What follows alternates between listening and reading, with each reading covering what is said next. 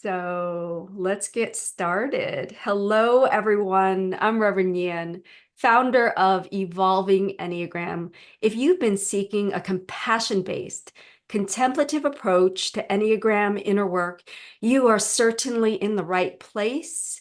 This is where contemplation meets the Enneagram.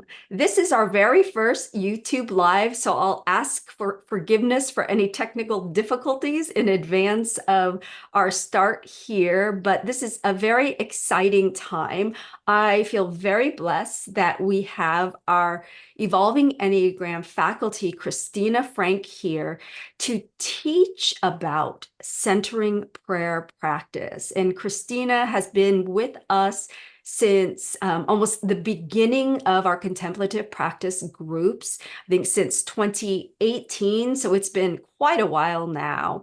And we're just so blessed to have you here, Kristina, on our journey. Since the beginning, Kristina has now gained her certification as a spiritual director. So she's been serving people as a spiritual director, but is also a commissioned presenter of Centering Prayer with Contemplative Outreach, which is basically the organization that is responsible for launching Centering Prayer out in the world. So this is a huge deal, and it's a huge blessing to have you with us, Kristina. So I'm going to invite you, Kristina, to open us up with a very short grounding practice, and then you can launch in. And I have the bowl for us. So if you'd like, I'll start with the bowls. I would love that. And I invite us all, as Nian rings the bowl, to allow the sound, the resonance, like the vibration of it, to kind of settle into our bones and our muscles and to feel like the vibration. Amazing. So here we go.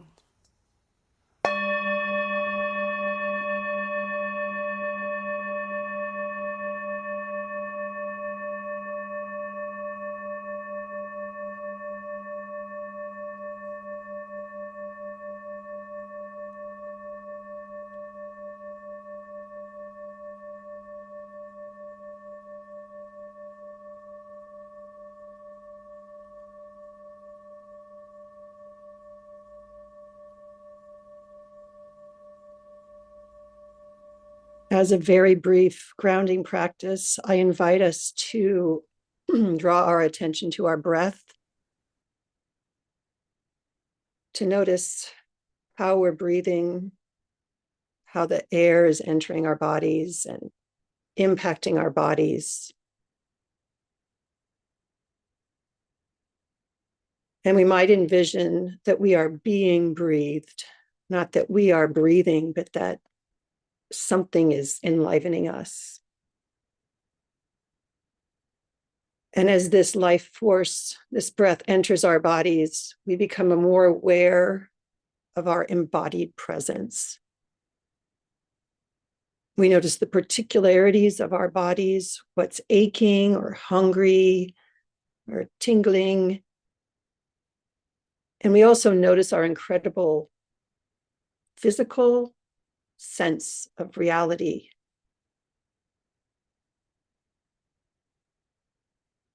And then we draw our awareness to our heart space, and we notice any kind of emotions or feelings that are alive in us at this moment. And we accept them. Okay, I see you. And we notice and attune a little more to our incredible emotional intelligence, our capacity to sense and connect.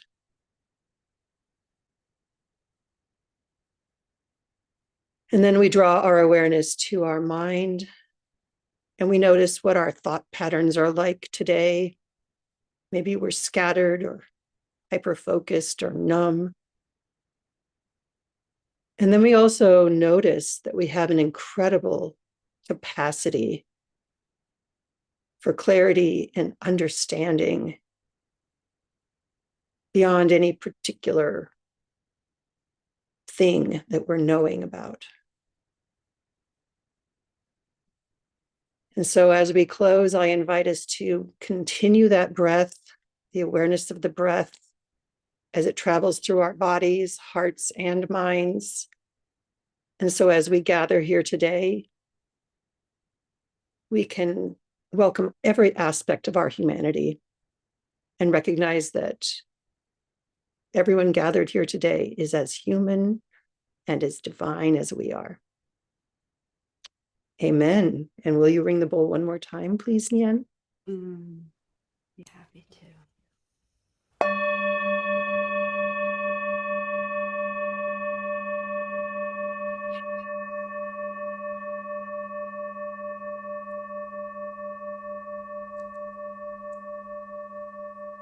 Thank you. So we're here today to talk about centering prayer. And I want to start out with a personal story. So a few years ago, something happened, and it was a challenging time. There was something challenging going on, and I needed to talk to my kids about it. And I identify as an Enneagram type 3, so as an achiever. And so I could easily like have a plan. I could figure out in myself like how I want to do this. And I just knew, I knew at that moment there was no preparation, there was nothing I could do. And that when it was time to speak, if I came from my deepest true self, I would know in the moment what to say, how to say it, how to have eye contact, or like to touch someone's shoulder, whatever was needed. And it was a beautiful sense of, in the midst of crisis, I was able to be grounded and balanced and attuned to my inner wisdom. And I would call this my awareness of the divine, of the whole life force and my participation in it. So rather than going to my planning, my figuring out what I'm going to do, and me being in charge, like with my ego, I was able to attune to a deeper level of who I truly am. And that made all the difference. And so when we think about centering prayer, in short, I would say centering prayer is a practice we can do that helps us attune more and more to our true selves, who we truly are. And the more we do that, the more we get used to it. And pretty soon, this true self becomes what we live in, what we bring forth more and more regularly. So centering prayer is simply a practice to help us do that. And in our Enneagram community here, we have our centering prayer or Contemplative Practices in the Enneagram group, CPE, Contemplative Practices in the Enneagram. And the main thing we're doing in there, our main contemplative practice is centering prayer. So in every meeting, we spend a pretty large amount of time doing this practice together. And sometimes it goes easily, and other times it can be challenging for any one of us, no matter how experienced we are. And the joy that comes to us as we practice longer and longer is we start to realize that the fruits of the practice of what we're doing come outside the practice. So if we're doing our practice in our centering prayer or contemplative Enneagram group, or if we're doing it alone, it doesn't matter how effective our centering prayer practice feels. It's more that we're doing it. So in a minute, I'll go through how we do it, but I just want to give a little bit more background about what centering prayer is. And so, Nian, would you just pull up that first slide just to kind of give a brief overview of what the flow of the day will be? So we're going to talk about what it is and why we would bother doing it.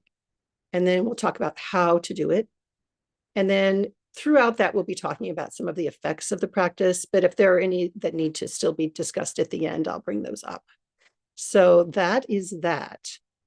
So you can take the slide down for now, Nian, thank you. So in Enneagram terms, we all have our ego, and our ego or our personality, I'll just use those terms interchangeably right now, are our point on the Enneagram circle.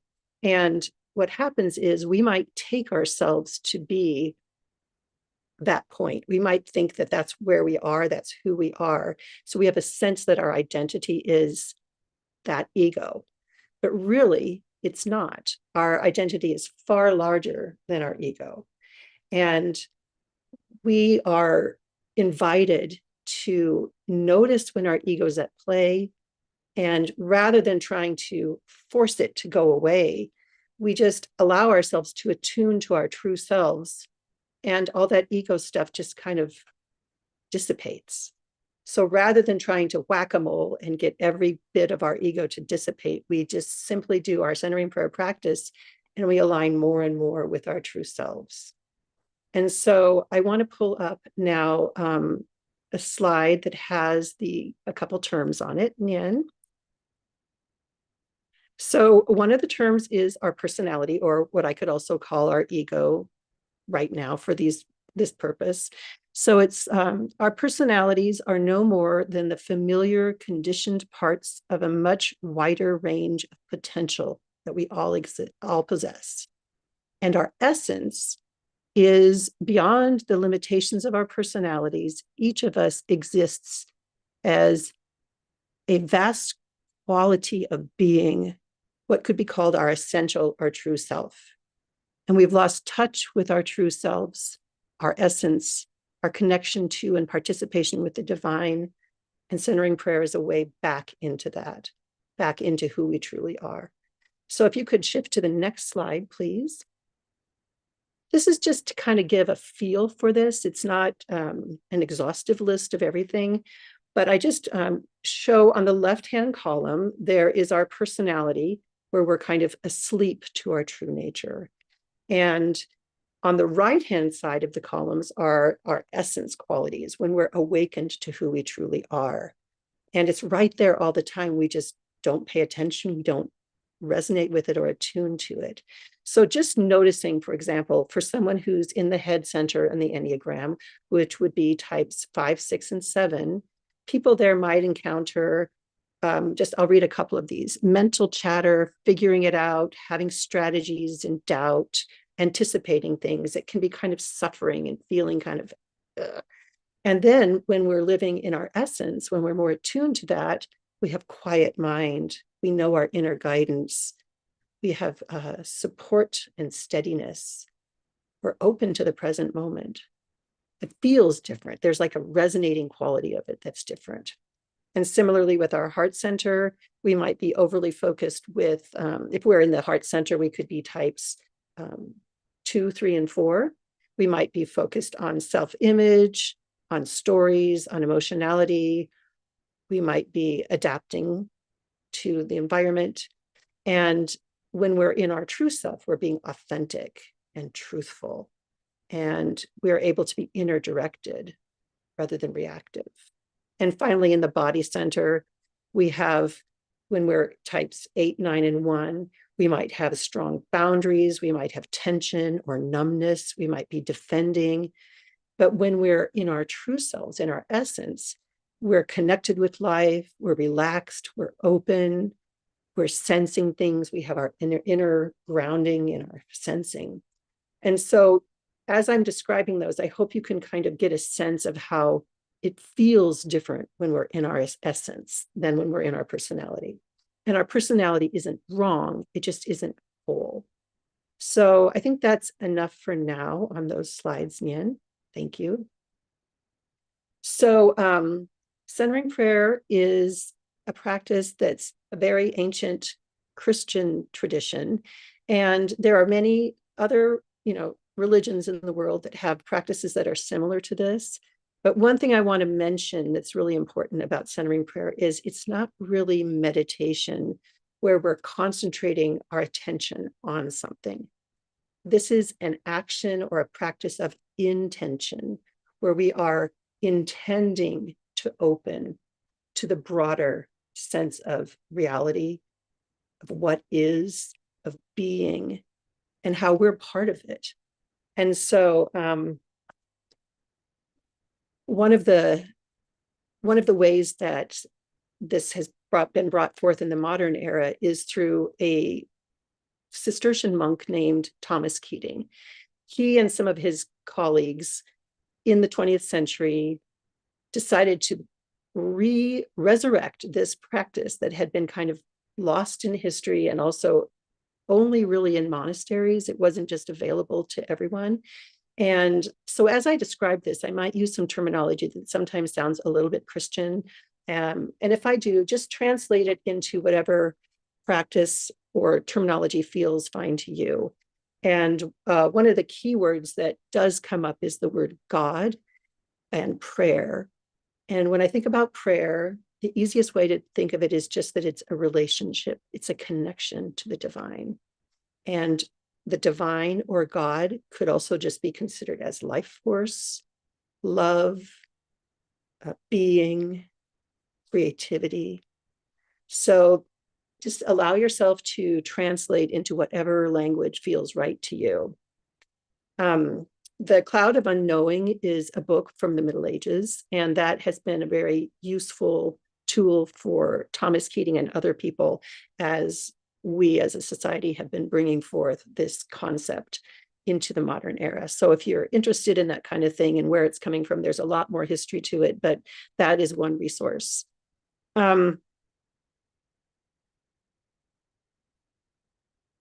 So when we think about our egos or our personality types, we can be really caught up in it and not even realize that we're doing that. We're just living according to our programming. And we probably are suffering a little bit. Like for me as a type 3, I can catch myself striving all the time. And the striving feels yucky. I don't like the feeling. And so each of us in our own Enneagram type have feelings that feel draining or not life-giving. And what we do in centering prayer is we allow ourselves to release those paradigms that we are living with, the habitual ways of thinking. And so, Nian, I think there's one more slide you could bring up.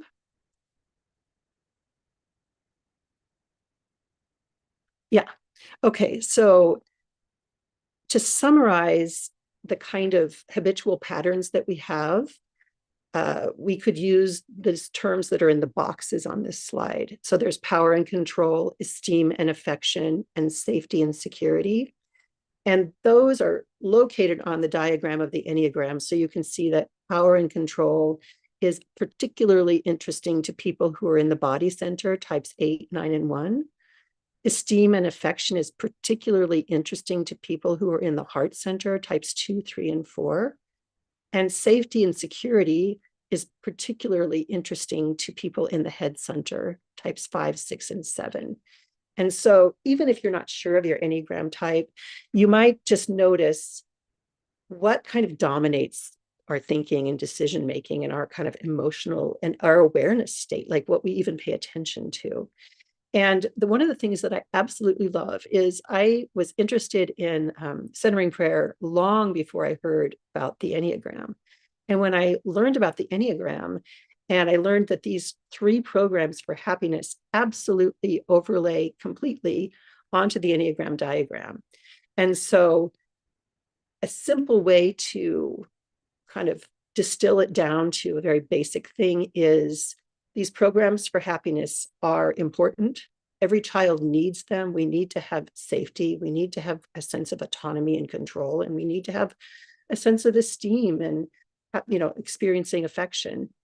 But we become addicted to one of them. We become overly identified with it, and it starts taking on a role in our life that is not life-giving for ourselves or for other people, and thus that suffering that we experience.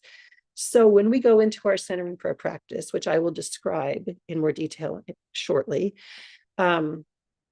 we basically notice how our mind, how our heart is working, what we're attending to, what's preoccupying us. And when we catch ourselves preoccupied with it, we just let it go. Just let it go. And I'll tell you how we do that in a minute. But it's really a surrender. It's an opening and it's a surrender to letting the way we were seeing things go and opening to a new way of seeing it. And it's not an effort. We aren't really doing anything. It's more like we're letting go of what we've been like clinging to. I think what I'd like to do is describe the process and then tell you a little bit more about, some of the fruits of it. So the process, if Nien could pull it up here, the next slide, is we sit comfortably and we close our eyes. Then we draw to mind our sacred word as the symbol of our intention to consent to God, to the power of life, to love. And then each time we catch ourselves thinking or being preoccupied by a thought or an emotion or whatever it is that's on our radar at that moment, we simply release our connection to that, and we return back to the silence. And so we're sitting comfortably with our eyes closed. Hold on here. Just adjust this a little bit. And we draw to mind our sacred word, which is the symbol of our intention to consent to the presence of God. So let's talk about what is the sacred word. The sacred word is simply an intention. It's a sign of our intention. So my sacred word actually is consent, because I'm not focusing on what my word means. It's more of, it's a posture. It's like an internal posture. And another possibility could be love. It could be peace. It could be, spirit. It could be whatever speaks to you. But we're not really focusing on that word over and over and over. We're using it as like a reminder, like a windshield wiper. So if I were sitting here, I shut my eyes and I introduced my word, my sacred word, consent. And then right away, I start thinking about things, or I have a feeling of something that is in my body. And rather than like turning my attention to it, I simply let it go on by. And I do this by saying consent. And then I go to just a blank mind, a blank heart, just being present, just sitting here and being. And embedded in this is this concept that this life force, this love, this beingness that is greater than we are, that we participate in, is acting and flowing and resonating with our true self.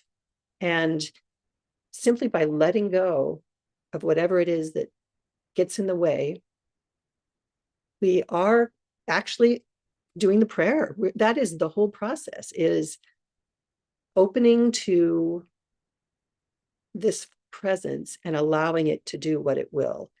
And what it does is mysterious, and we don't really understand it. But what we find is after we're through with our practice, as we're going on about our day, and the more times that we practice over the weeks, we start to sense a change in how we're living.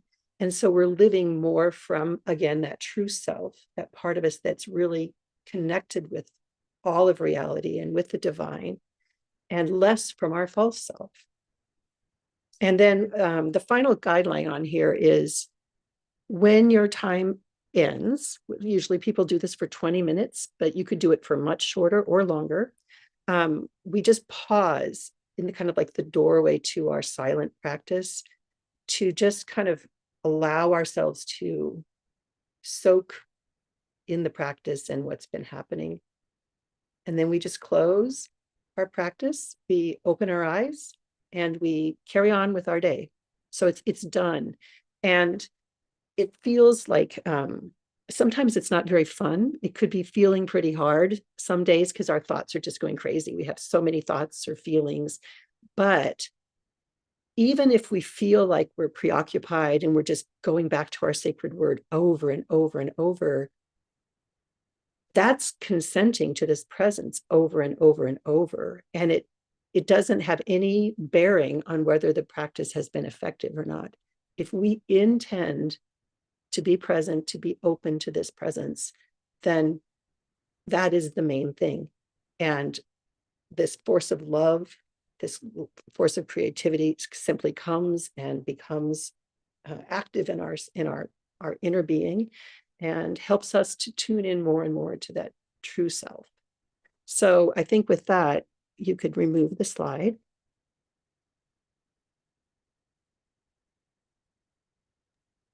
Did you say end the slides? Yes, Or please. okay, great.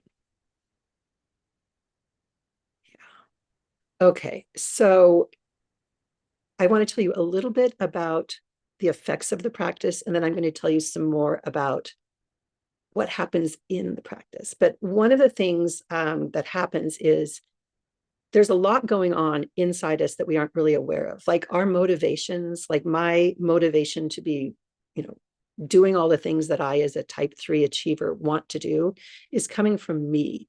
And it's my way of figuring out how to live in the world that I figured out when I was young. And I think that's all there is.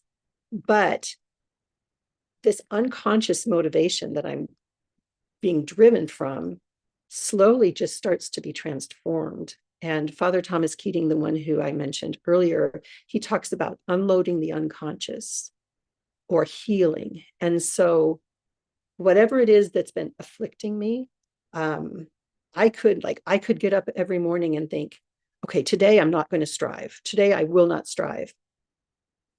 I mean, I'm striving to not strive. I'm still striving because that is my unconscious way of going about things. And I can't change it because I don't even know I'm doing it. But when I go into the silence, this unconscious motivation can be transformed. Its grip on me becomes released, and a kind of healing happens, a kind of transformation. And the interesting thing about it is that we're not just becoming like a healthy, healed ego, because that would still be the ego in charge. Even if it's a healthy one, it's not all of us. But as we become more and more transformed and more freed from this egoic motivation that drives us, we do become more healthy in our ego, but we also become more than that. We become our true essential selves, which involves the entirety of the Enneagram circle. And so as we surrender our false self, we allow it to be dissipated, we allow it to transform, we become liberated. And I will tell you that there's that famous story you may have heard of Thomas Merton, where he was on the corner of 4th and Walnut, and he was just walking along, and all of a sudden it was like the whole of reality was just glimmering and shimmering with life and love. And each person that he saw was just like a brilliant light as part of this incredible being that we all are. And that change came upon him as if like magical. It did, like he didn't plan it. He couldn't have planned it. He wouldn't have known how to plan it. And that happens to each of us. We're just going along, and pretty soon we start seeing things differently. We have more patience, we have more clarity, we have more wisdom, we're more effective. We can be more effective using our egoic skills, but it's not coming from our ego anymore. It's coming from our true self. So one other thing about that is when we go into this silence, the basic concept is the silence isn't nothingness. Silence has heft. It's a presence. It's a power. We can lean into the silence, and it leans back. And so earlier, Nian and I recorded a conversation, and we were talking about rest. And we could think of centering prayer as a gigantic rest. We are resting from ourselves. We're resting from what is driving us and motivating us that we aren't even aware of. So that's something I want to kind of keep in mind, is that this is really not an active practice. It's a receptive practice. And our only action is consenting. And most of us aren't used to that because we'll just go back to our habitual way of thinking, of being motivated. So in a minute, I'm going to describe a little bit about some of the things that happen while we're in the practice. The first thing I'll mention is the idea of thoughts.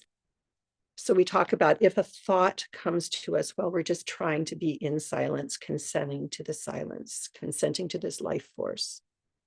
Thoughts could be anything. They could be bodily sensations, sense perceptions, feelings, memories, plans, concepts, commentaries, spiritual experiences. It could be like we have a wonderful insight, like, oh, there's the answer I was looking for. Any of that, even if it seems really good or like the solution to our problem, we let it go. So a thought is really almost anything. And this is sometimes foreign to us because it seems like we should be trying harder. But really, almost anything that gets in the way is a thought. The thoughts are inevitable, integral, and normal. The thoughts are part of the process. So when we have thoughts, we don't think, oh, darn, I'm failing somehow because I'm having these thoughts. We're going to have thoughts because we are humans and our minds think, or our hearts have emotions. It's normal that we have these thoughts, or thoughts as the broader concept. And our practice of building our muscle of surrender is to notice we got caught up in a thought and release it. And the act of releasing it through saying our sacred word, oh, there I go planning dinner, consent. I just go back to the silence, back to the emptiness. Every time I do that, I'm building my muscle of attuning to that deeper presence, that deeper reality of who I am. And so the thoughts are not our enemy. They're going to be there.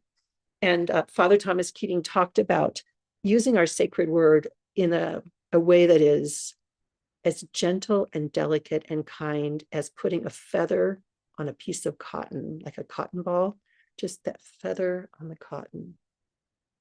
And it's very kind, like, oh, I'm planning dinner, consent. There's no self, like beating myself up or anything. It's not necessary. Like, oh, there goes another thought. There goes another thought. Okay, consent, consent.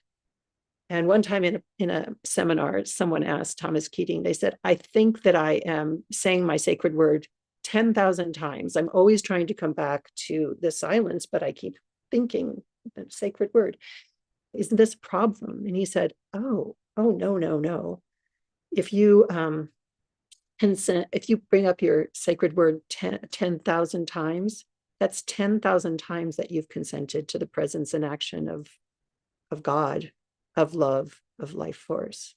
So the thoughts are not our enemy. They're part of us and they're part of the practice. We can have thoughts that are ordinary wanderings of imagination. We could have memories. We could have something we're attracted to or something we're resisting. We could have a big insight, we could have a self-reflection or dark feelings or whatever it is. They're all just, we let them go. We don't have to figure them out. We don't have to solve them.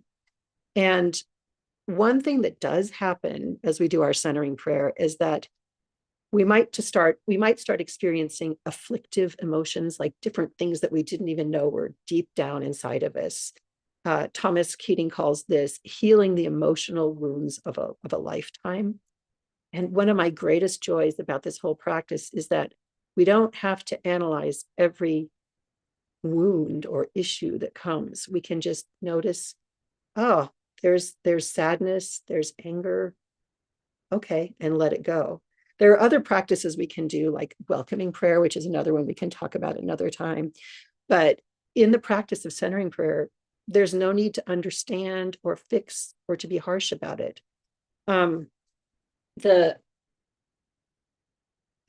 It's kind of like if we go to a psychotherapist and we might be, digging deep into our experiences, we don't have to do that with this. And it feels so liberating because I don't really have to know all of what's being transformed inside of me.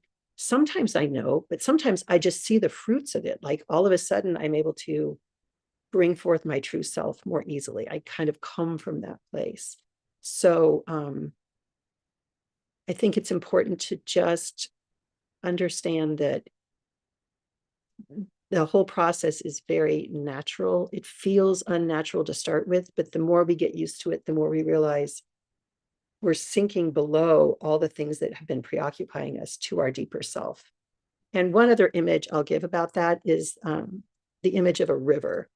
So envision our consciousness like a river where we have thoughts coming down the river, and some are just little, like a leaf floating on the water, or maybe here comes a kayak, it's a little bit bigger, or here comes a battleship, like something like, okay, I have this conflict with my spouse and I want to figure it out, or I'm so emotional. I start getting caught up in it, like, oh no, just let it go on by. So there's all this activity kind of up on top of the river. And we can think of ourselves as like a scuba diver who just sinks below all of that activity to the deeper reality that's underneath there. We don't need to worry about what's coming and going above. We just sink below it all.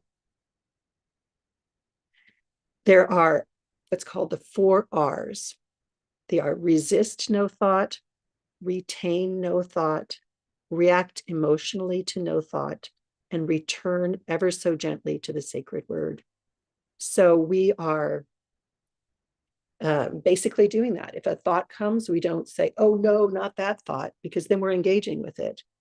Or I want to hold on to that. I got a great insight, I'm going to hold on to it. Oh, that would be retaining. Or here comes a thought and I don't like that thought. I'm reacting to it in whatever way it is, or maybe I'm really liking it, but I don't want to react to it. I just want to be like, okay, let it go. And the way I let go of all of this is to return to the sacred word.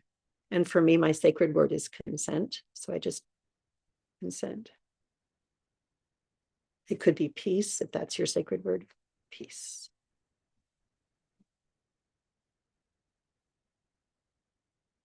We don't really need to analyze our experience.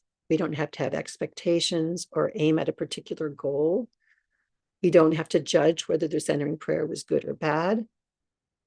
We just trust that the process is working, and it does. Let's see. In a moment, I want to open it up to Nien and see if she has anything else to add. There's so much to this, but ultimately it's a very simple practice. Yeah, I'll just open it to Nien for a few minutes, and then there may be some other things that come to mind to share. Is there anything that's striking you right now, Nien? Oops, I think you're muted still.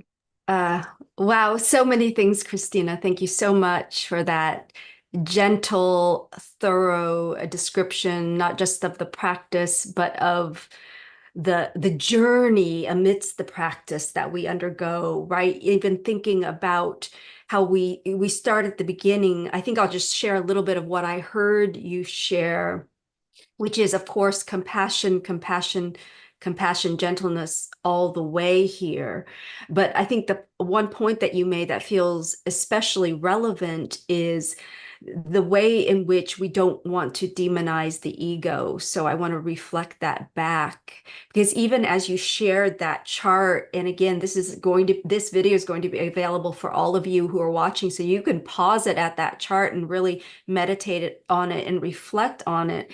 The left side showing, our habits of personality, and then the right side showing some of the gifts of spirit, right? When the essence shines through. And you, like me, being a 3, there is this way in which we see a chart like that. We're like, I'm striving now to be on that right side.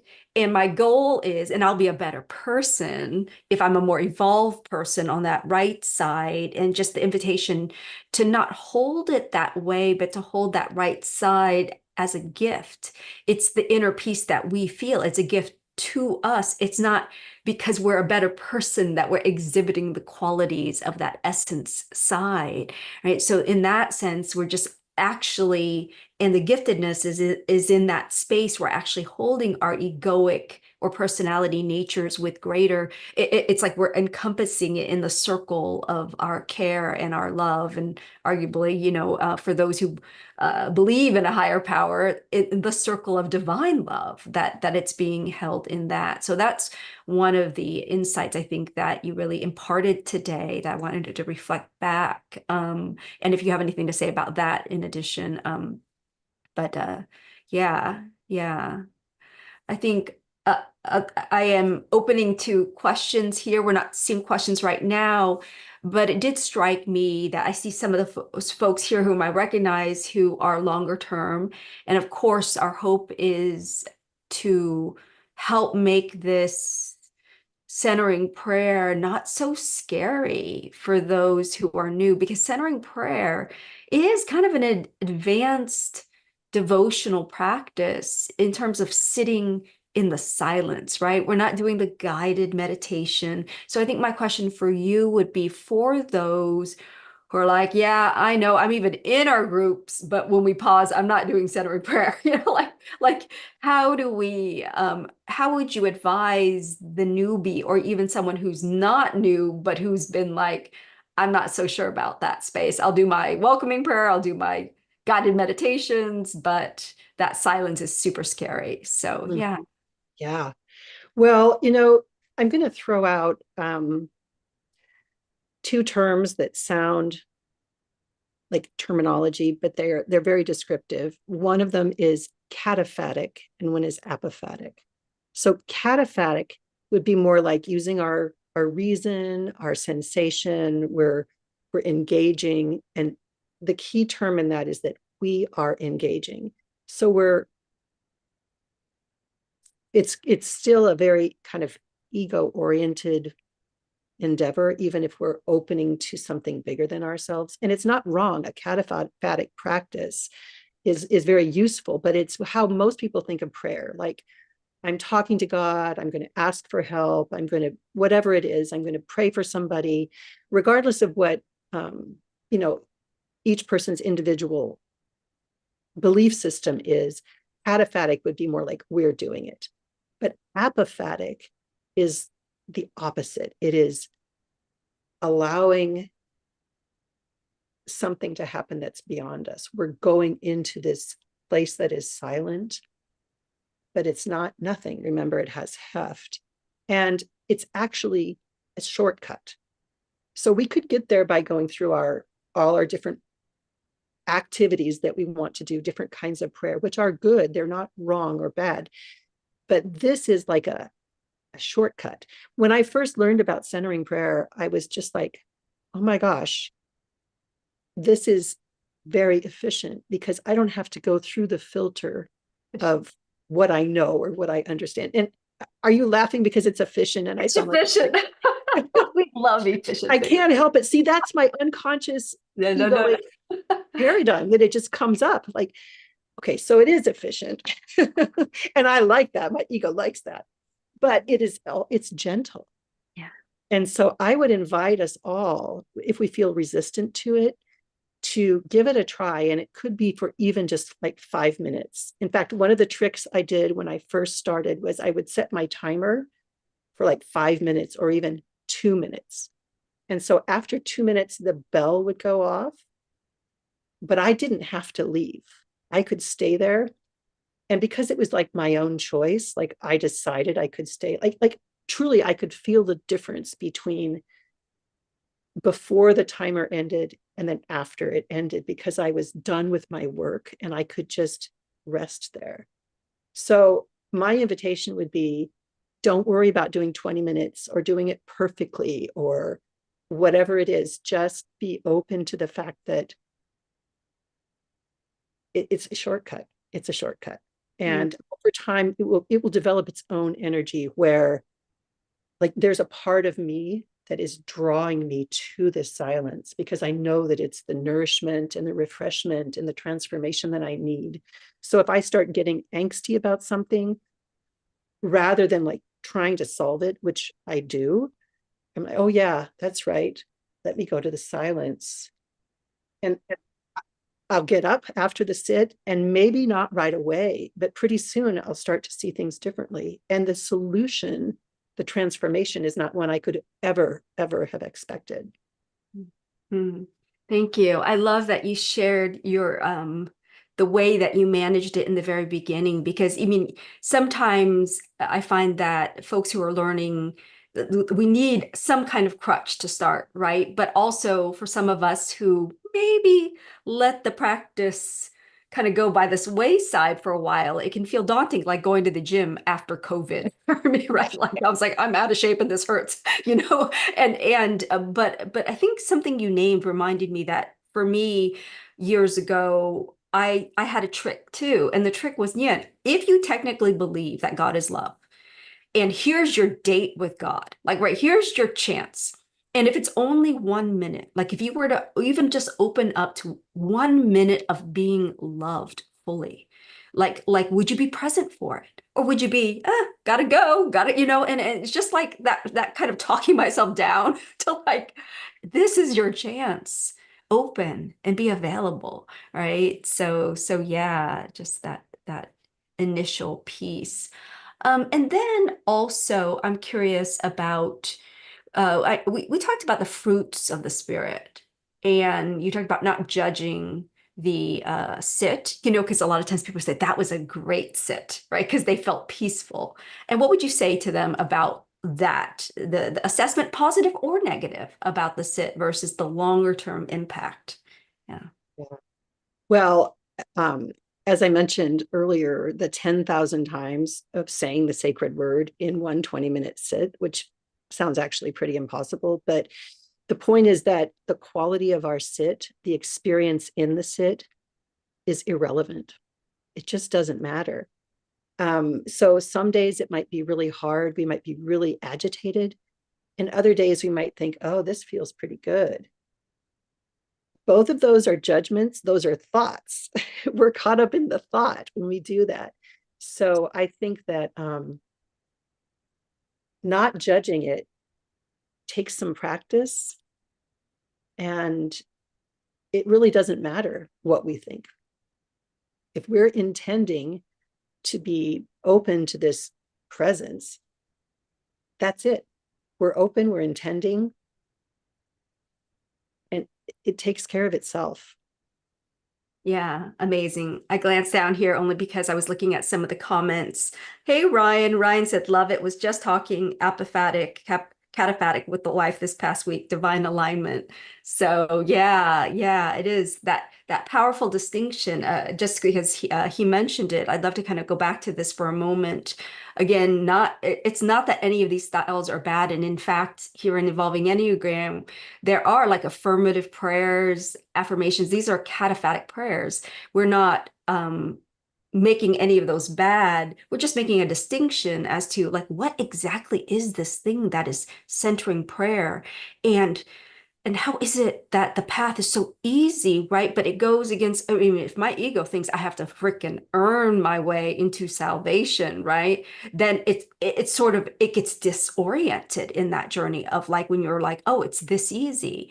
But easy is confusing for most of us, like the personality says otherwise, right? So yeah, just kind of acknowledging that and naming some of the stuff I'm seeing here. Yeah. Well, something, uh, there's the idea that when why do we have these egos to start with, right? We don't know why. This is just how it's set up. But something happens through the process of releasing our attachment to our habitual ways of thinking that brings forth and like creates or manifests this true self in a way. It's like going through a gauntlet where the transformation itself is part of what brings forth this beauty that it's always there, but it's just not resonating yet because we're so preoccupied with our thoughts, with our egoic habits of thought and perception. So just the idea that we don't know why it's this way, but it's this way. And when we experience the suffering of our type, or when we find ourselves saying the sacred word over and over, we're just opening to this process, and there will be emotions. Like one of the fruits could be that after I've been doing centering prayer for a while, I might have a week where I'm just out of sorts. And I could sit down and figure it out and try to analyze it and understand it, or I could just accept it as the evacuation, the transformation of my unconscious. And these things kind of come to the surface, they heal and they release. And so even when we're not in the centering prayer practice, there's freedom that comes from not being in charge of figuring all this stuff out. So we don't need to be surprised if sometimes through our journey it seems like this isn't working. I actually feel worse than ever. But what we're actually doing is we're healing. It's kind of like healing a wound where things come to the surface and then they release, and then we're just seeing things differently. And it's worth the bother. And it's also, going back to my E3, it's efficient. It is worth the bother, and it's efficient. And so I'm willing to do that rather than just stay in those afflictive emotions permanently because I don't know any differently. Right. Yeah. And also mentioning like the fruits, when we think about like our egoic thinking patterns of our fixation and our passions, our suffering that we're experiencing emotionally, as we do centering prayer and we shift more to our essential selves, our true essence, as is on that other slide, we start to manifest these ways of seeing that are more aligned with the holy ideas in the Enneagram and with the virtues in the Enneagram. And we don't do that because we tried to.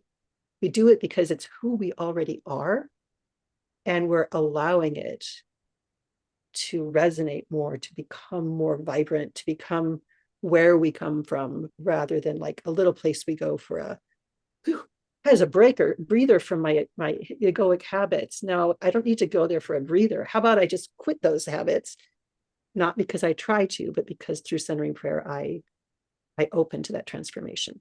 Back to you, Yin. Oh yeah. Oh God. So I many know we're things. running out of time. I'm up. No, wait, we're on our time, so we can, we can decide on that. But what you were saying reminded me of something I wanted to bring up based on what you shared earlier about emotions and the affectivity that we're talking about that gets discharged.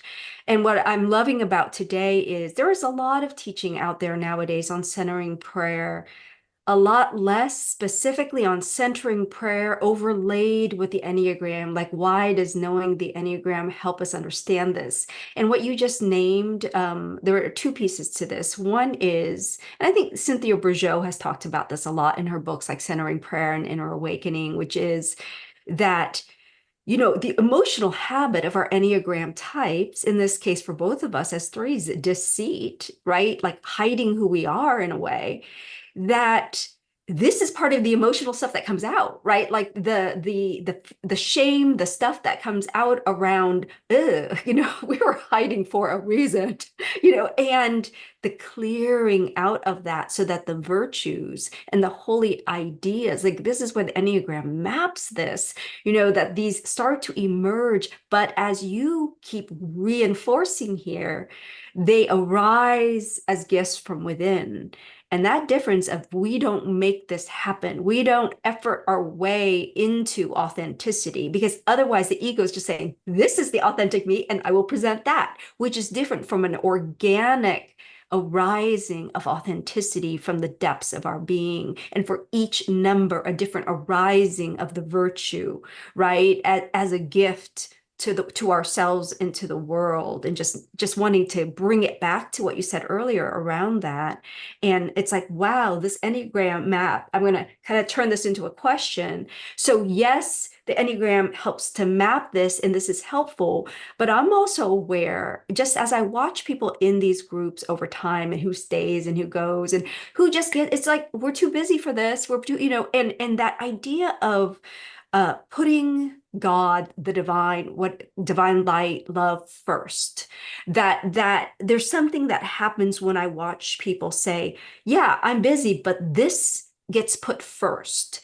And when this time, this devoted time, not necessarily to us as a group, but to the practice of that surrender, then stuff shifts, right? So I would love to hear as we come to a close, and take your time. We can go over a few minutes, but going maybe even around the circle. Again, I'm putting you on the spot here to be like, what are the barriers to just sitting in the first place? The Enneagram helps to name what might be barriers of like, oh, what do we think we need to be doing other than engaging in this practice? So I'm going to hand it back over. Yeah.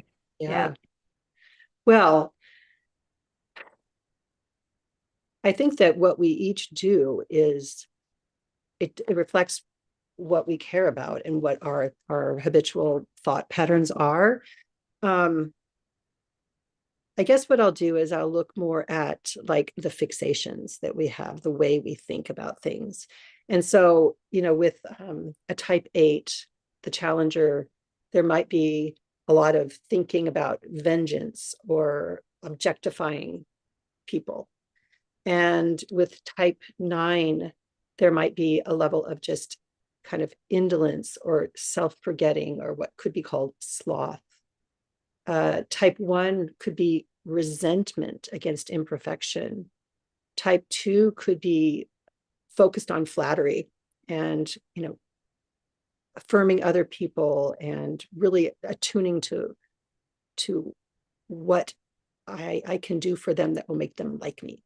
Type 3, vanity. I want to have an image and I don't even know that I'm doing an image. I think it's me, but it's not really me, it's an image. Type 4, melancholy, just being preoccupied with melancholy and the darkness and the depth, which one thing I'll just mention about this is that our ego, I'll go on around the circle in a minute, but our egos are facsimiles of our true essential quality. So there's a quality in our egoic efforting that very closely matches our true essence. But because we're trying to do it, it's just not quite hitting the mark. And so these things that we're doing, like vanity and trying to project an image that would be pleasing to people, and then having that image, be effective and get things done, for me as a 3, is it's really close to being authentic, strangely, because if I can actually be my true authentic self, then I will be more brilliant. I will be more effective. I will be more resonant with who I am, but I don't have to fabricate it. I just am that. So it's like the melancholy of a 4 and, the striving for the depth and all that is very close to the incredible awareness of, holy origin that 4s bring as a particular gift of their essential quality, And so these things I describe as what we're preoccupied with, there are effort to try to become what we already are, but because we're trying to do it with our ego, it doesn't have the same resonance as our true self. So when I describe these, it doesn't actually, it might sound a little bit like negative, but they're not really negative. They're just not quite resonating at like the pure tones of being in key in music. Type 5 could be a sense of stinginess, not stingy like I won't share, but more like I won't, be generous or something. It's more like I don't have enough energy or time to give to this many people. I need to stay within my boundary here that will protect me. Type 6 could be a cowardice or a fear. And for type 7, it could be planning, anticipating. And, when we actually go into our essential selves, which we don't go there, we allow it to manifest, we bring forth qualities that are like flavored like what our ego wants, but they're actually the real thing rather than a fake version that we came up with. That's really, we're trying to do it, but we can't. So that would be kind of a short answer. Do you have something you want to add to that, Nian?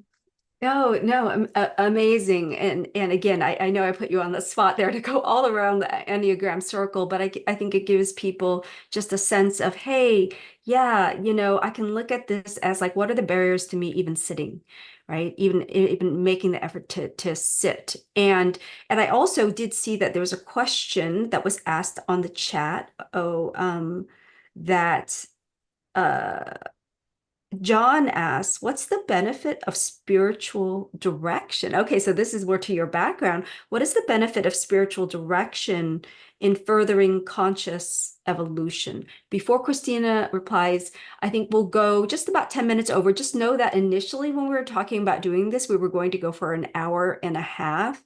But since it was the first time, we thought, oh, let's just try an hour. So we're not really going over time. This is kind of what we initially thought anyway, and understanding if some of you have to get off, this will be recorded. But this is such an important question. What is the benefit of spiritual direction in furthering conscious evolution? Yeah. Well, thanks for that question. And as a spiritual director, I love the question.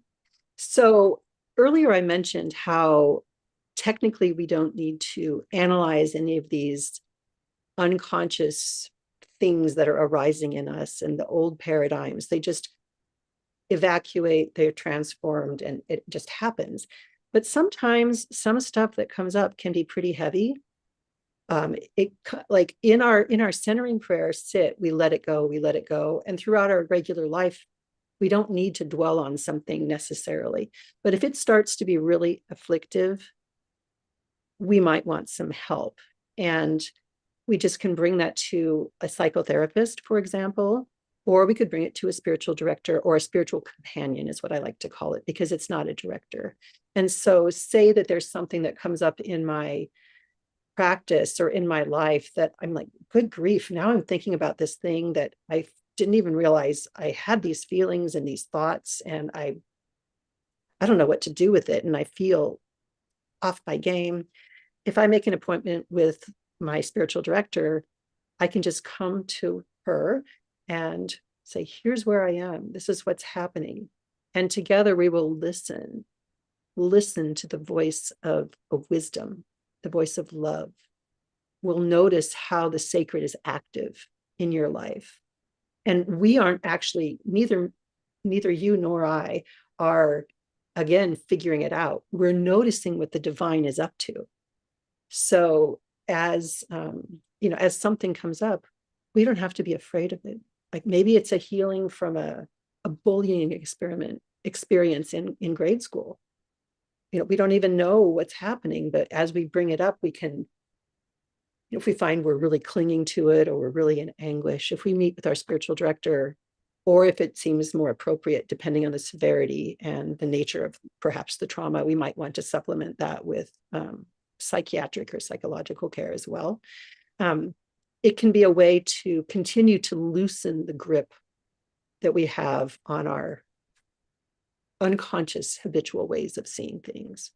So it's not necessary, but it is very, very powerful because we have it's like another modality where rather than being in the centering prayer, releasing and deepening my presence, my sense of attunement to my true self, I can be in a relationship with another person where both of us are just attuning to the presence and action of the divine right here, right now. And it's a different experience, but it's a complement to the time in the silence. Yeah, thank you. So the only thing that I might gently disagree with Christina is that it's not necessary. That I know she's being humble in saying that, but I got to tell you, okay, so it so happens that I posted on Facebook a quote from Gurdjieff to say that that it's not difficult to do the work, inner work alone. It's impossible. And of course, it's not necessarily, right, a spiritual director or companion, but that's a big part of why we have spiritual community. Because if we're honest with ourselves, we lie to ourselves. Like if we're honest with ourselves, there are things we can't see because we're seeing from it, and so just to kind of name that, a spiritual companion, which I know you love that term over spiritual director, the older term, uh, can support you in witnessing that as well, right? And as you named, something also so important that I want to reiterate here, because I've known there's some teaching around this idea that when some people start to meditate, trauma comes up. And that trauma needs to be handled, addressed by a professional. And if you go to a spiritual director or companion who is ethical, they will know their lane and know when to make a referral when they believe, oh, you need somatic work, right? You need trauma work. And this goes beyond just because other people, there could be a lot of damage done to people. Just go back and sit. Oh, you need to figure this out on your own. Just go back and sit. And so I'm so glad you mentioned that need for a referral, possibly. Yeah. So Yeah, and you are right. Actually, when I think of my own journey, I almost always have a spiritual director in my life, and also spiritual groups, like spiritual communities, where like that's one of the joys of the CPE groups, the Contemplative Practices and the Enneagram groups that we have here at Evolving Enneagram, is that if I'm really going through a struggling time, if I see other people who have been through a struggling time and how now their life is different, I can realize, oh, maybe my particular experience is different from hers, but she seems to still be standing and she's actually happier. So I can do this too. So even if someone, as we share our experiences without feedback, without judgment, we start to realize the commonality of this spiritual journey that we're all on, even though there are unique manifestations of the challenges or the unconscious that's being evacuated or excavated. It's okay because we realize we're not alone. So I absolutely personally I treasure my time with my spiritual director and I wouldn't miss it ever. I do it regularly.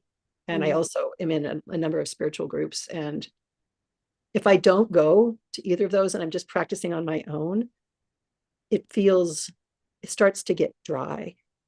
And that's because ultimately, like, we are communal. Like, this flowing love that is coming up in us and is resonating as who we are is not meant to be in a silo. We are part of creation. We are part of, I mean, in Christian terms, we're part of the body of Christ, but we don't have to use that term. We could just say the essence of being, of what is this all? We're not little separate entities. We're part of it. So, when I practice with Nien, for example, or in one of our CPE groups, it feels more affirming of the fact that indeed we're all part of this. And, one of the things that we say sometimes is, I'll meet you in the silence. So if you're, somewhere else and we're not physically together, we're still actually together. And we're sharing and communing and transforming. And we're just like I think of how nature transforms and grows and interrelates, and all the different parts of the ecosystem all relate to each other and are interdependent, and we are too. And so our time in silence seems solitary, but it's actually very communal. Yeah, beautiful. Thank you so much.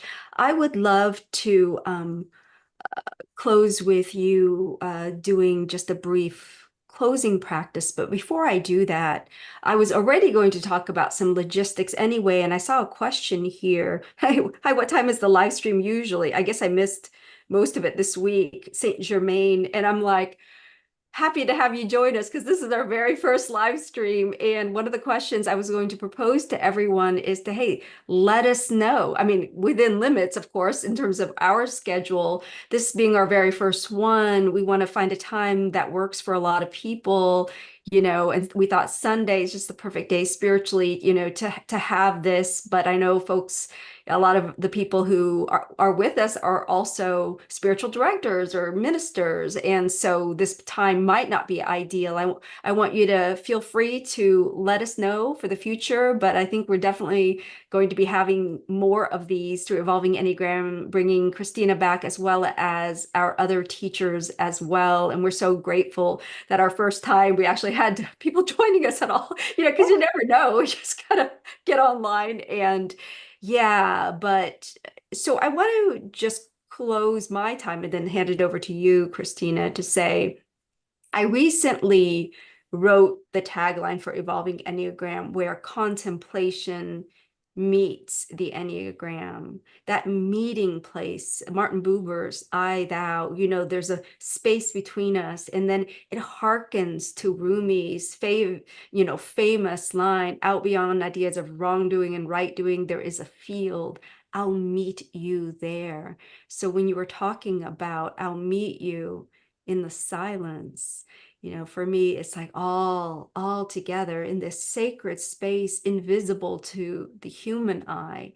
But with our spiritual eye of faith, there's a place where we are one, that there is wholeness and unity. And that's our invitation here at Evolving Enneagram. And with that, I want to hand it over to you, Kristina. You can direct me with any use of the bowl that you might want to have as you close our time together. Thank you so much Oh, for this thank you. beautiful teaching. Yeah. This will be short, but we will practice just a couple minutes here. So I invite Nian to ring the bowl. And again, before you ring it, now, after we've been talking about centering prayer and the practice, and this idea that our true self, our essential qualities of who we are, is already present. We already are this. And we have this like hamster wheel of our habitual thinking and perception that is just always going.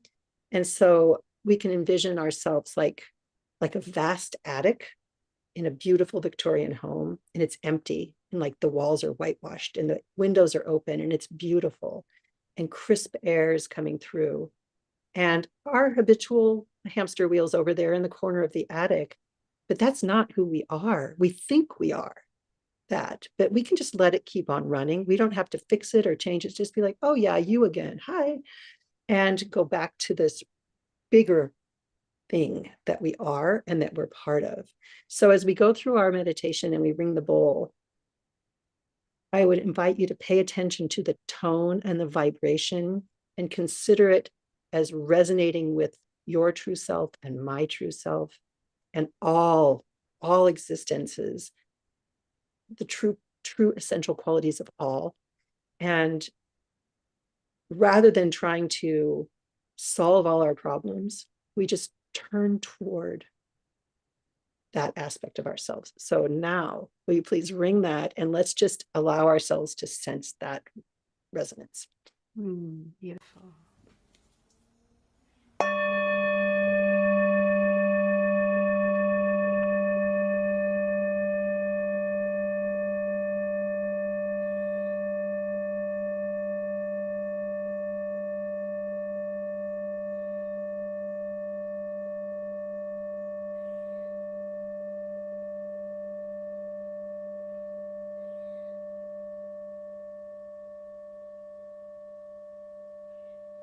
As we attune to this vibration of our true self, of being, of love,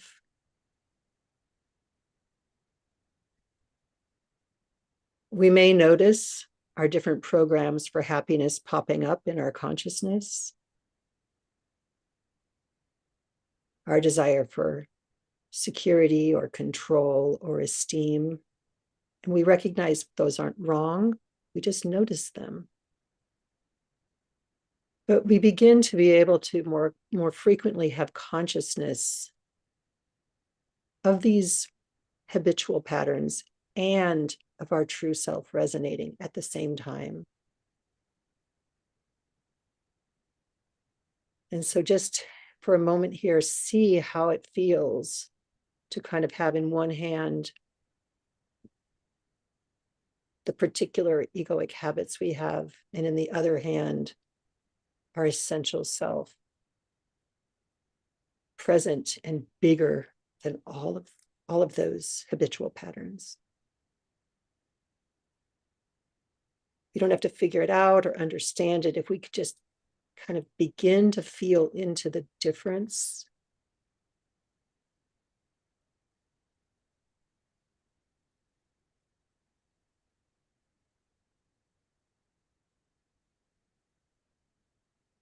And the simple invitation is to continue to attune more and more to this essential self and manifesting it and becoming more fully it, becoming more fully me and you and each of us happens. We don't have to make it happen because we already are. So let's just pause,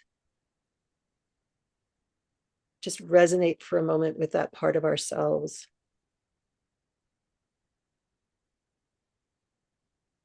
And in a moment, Nian will ring the bowl again.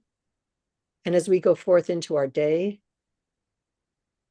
hopefully we can keep this open tab of our awareness, of our true self, of our essential self, just a little bit more open, even as we continue on with all of our normal things. So Nian, if you'll ring the bowl one more time.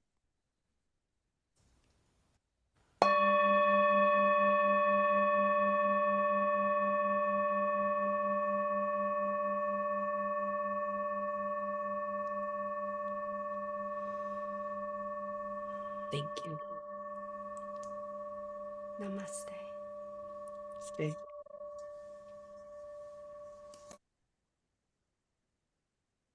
Take care, everyone. Happy Sunday. Happy Sunday. Thank you.